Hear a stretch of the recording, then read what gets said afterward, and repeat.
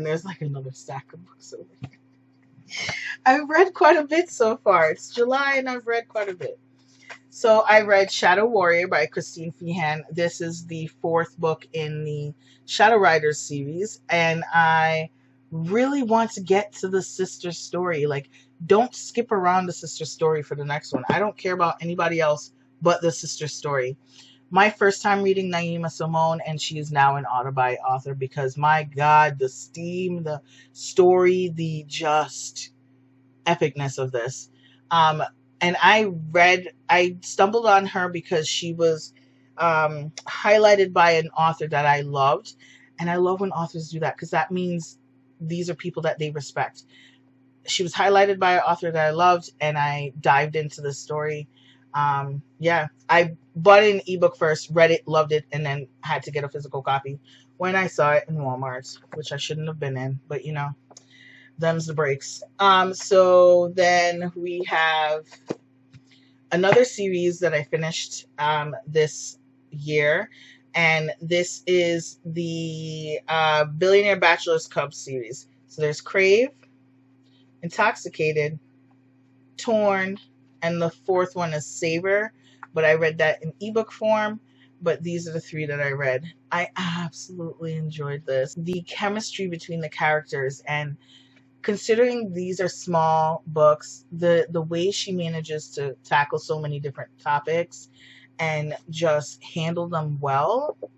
Monica Murphy is like one of my favorite autobi authors. Then, I got a few of another author. So I've made it my mission this year to read 40 of her books from my shelves, and I'm tackling this slowly. I need to catch up. I really need to, get on it. But we have The Chase Is On, Jared's Counterfeit Fiance, Riding the Storm, The Durango Affair, and Stone Cold Surrender, all by Brenda Jackson. These are all part of the Westmoreland family saga, and this is one of the major series that I've read by her. I have not read the very beginning stories, but I've read a lot of the newer stories, so I'm trying to read to where I am and then catch up. So I've read these 5 so far, and then because she has way more books than just the Westmoreland family, I've been picking up some of her other works just to give myself time away from the Westmorelands. We have Perfect Timing and Perfect Fit. This is a duology. She might be coming out with more, but so far it's only a duology. So I count that as a finished series. Then the Granger family series, and this was the original trilogy.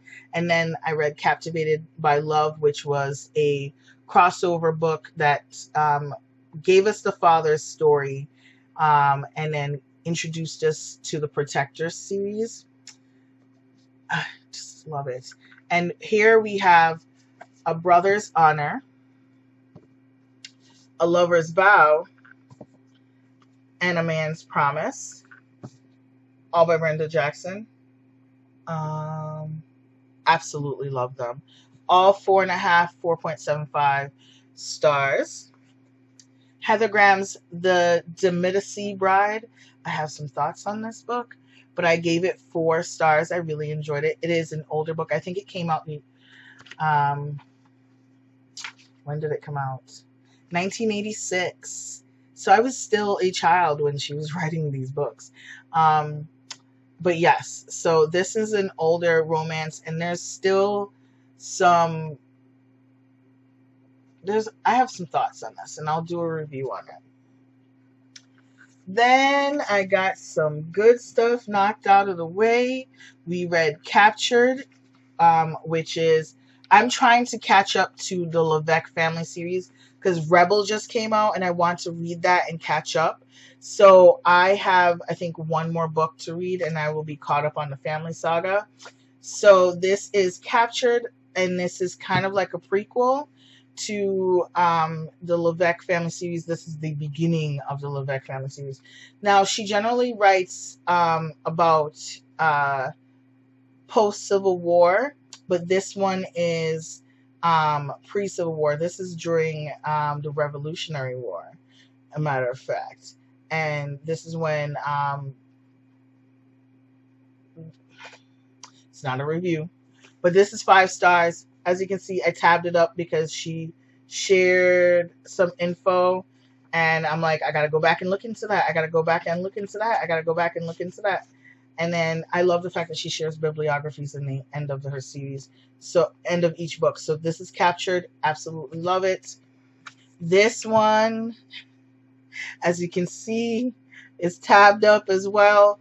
This one deals with the black spies during Civil War, and this one's called Winds of the Storm. This is a Levesque family series, so this is one of the brothers that is, or the brats, that is related to the book Through the Storm, which is Sable's story. And Sable is the sister of another series I read last year, which I absolutely loved. But this was 5 stars. I love this book. I cried reading this book. I was flabbergasted reading this book. I was just... And you know how you know something technically, but reading it, even if it's a fictionalized version, reading it and realizing it happened to someone, could have happened to someone in your own family, just devastating. Then I read another series and then kind of embarrassed myself on Twitter. But, you know, she's gracious and didn't drag me, which I probably would have deserved, which is my nightmare. But this is Beverly Jenkins' The Edge of Dawn. And I was like, I searched everywhere and I didn't have a name for this. And I wish there was a name to the series. And she was like, there is a name. And it's called the NIA series. And I'm just like, well. So this is The Edge of Dawn, Sexy Dangerous, Edge of Midnight. Am I missing a book?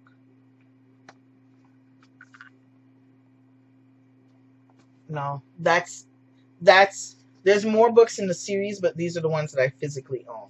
So these are also by Beverly Jenkins, but these are murder mysteries. So, you know, range, she does historical, she does contemporary. I mean, and what I really, really loved about these books is the fact that she mentions in these books that these characters are somehow related to her historical romances, and just makes me cackle all the time. Then another historical romance, and this one is the July family, which is the ancestress of the Blessing series stories. So love this. Enjoyed this one as well. Of course, everything Beverly Jenkins was 5 stars. And then I read Jewel, which was on my 19 books I want to read from my shelves list. And I have a wrap up for that because I didn't finish all 19 books, but I have a mid-year check-in for that as well. So this one was Jewel. This is a historical romance. And this one is the Grayson family duology. Really enjoyed it. 5 stars. Okay. Then I decided to run down some Nora Roberts off of this shelf. And of course, as soon as I read them off the shelf, I put more back on there. Because, you know, why actually succeed at anything? She is my most unread author. She's written 300 books in her career. And I have on my shelf unread 79 of them. And so I made it a challenge to myself to read at least 10 this year. And just bring the number down a little bit. Make it a little more manageable. What did I do? Looked at that challenge and said, how can I screw myself? And what I did was read these books and then buy and replace them. I'm never going to win. So I read, right now I have 4 physical books from the shelf. And that is Waiting for Nick, Considering Kate, And then we have the Stanislavski sisters, which is Natasha and Rachel. And then the brothers, and this is Mikhail and Alex. So there's 2 stories in each of this. So that's 4 stories altogether. So the series of 6 was read from my shelves. I'm missing 2 books. I don't know where they've gone. I reread Tithe for this. I think I packed it away because I've been pulling books from my shelves, and I think I might have been a little over eager beaver and packed that one away. I read Tithe as part of the Holly Black read-along.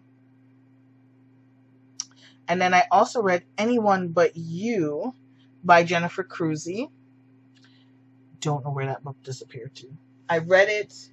It's a small paperback book, and it's yellow, and it's got a dog on the front. It just up and disappeared. And that's it. Those are the physical books that I own that I read this year. My 2 books that are missing are probably put away. I shouldn't have put them away yet, but I put them away, I think, because I can't find them on the shelves, and I don't know.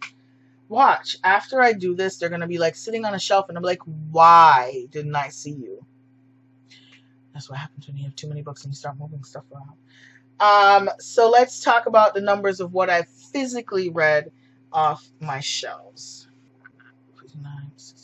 All right, so for books that I physically owned, I've read 61 books off my shelf. According to Goodreads, I've read 87 books so far. So that means I have a few books that I read that were ebooks. I read 2 complete series.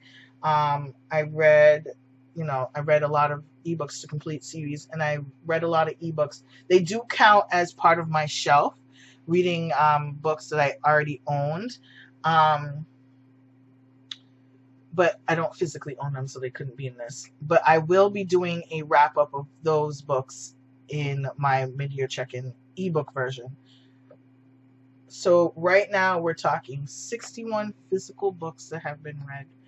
And you should see the mess I made so that I could show you guys all of these. Like, I'm not even trying to look over there and see my shelves.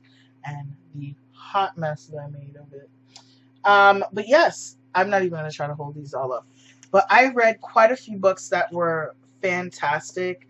A lot of 4 and 5 star reads. I know that I need to diversify my authors a little bit more, because if you notice, I was reading a lot of the same authors.